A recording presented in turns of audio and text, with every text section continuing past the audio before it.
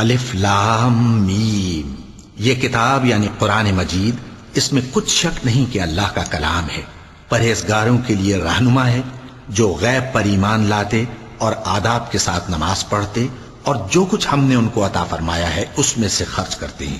اور جو کتاب اے پیغمبر تم پر نازل ہوئی اور جو کتابیں تم سے پہلے پیغمبروں پر نازل ہوئیں سب پر ایمان لاتے اور آخرت کا یقین رکھتے ہیں۔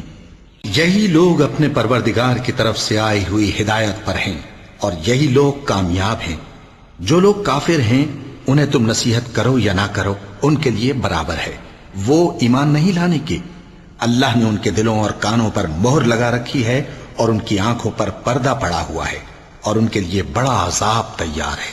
اور بعض لوگ ایسے ہیں جو کہتے ہیں کہ ہم اللہ پر اور روز آخر پر ایمان رکھتے ہیں، حالانکہ وہ ایمان نہیں رکھتے۔ یہ اپنے خیال میں اللہ کو اور مومن